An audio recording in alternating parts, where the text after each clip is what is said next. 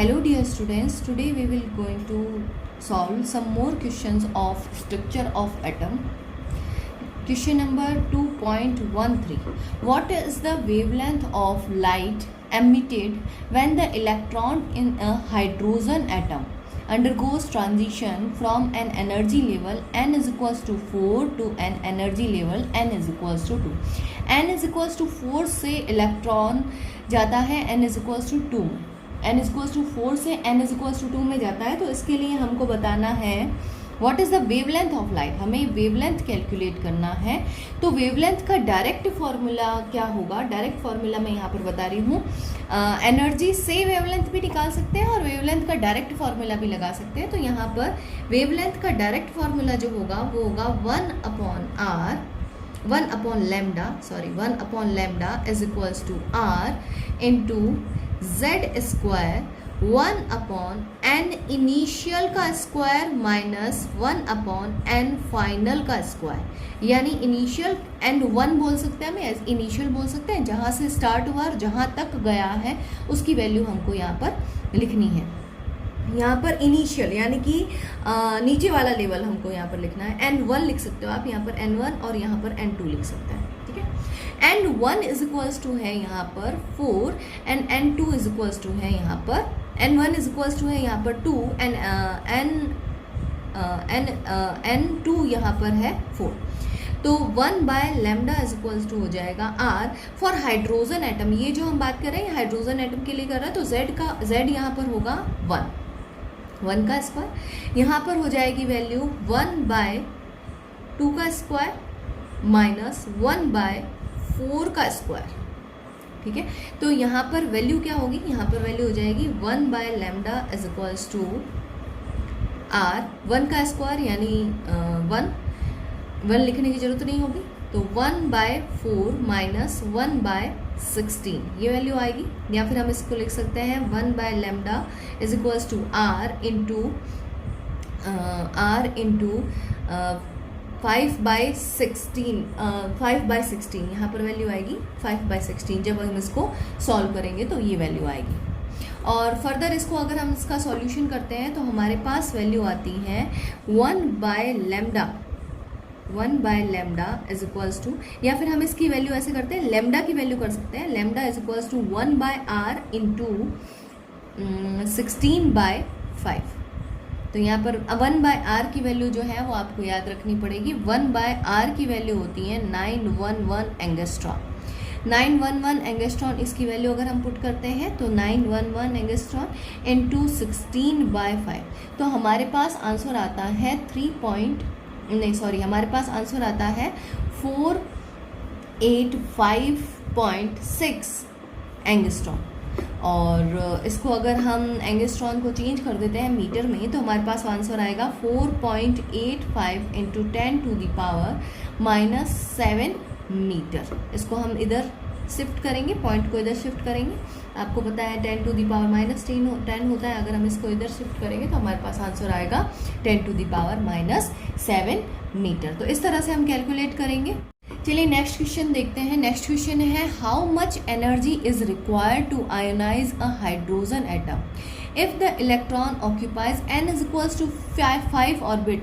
n is equals to 5 orbit में कितनी energy require होगी उसको आयोनाइज करने के लिए। आयोनाइज करने का मतलब होता है इलेक्ट्रॉन को बाहर निकाल देना, उसके ऑर्बिटल्स से बाहर निकाल देना, यानी कि n is equals to infinite level तक उसको ले जाना।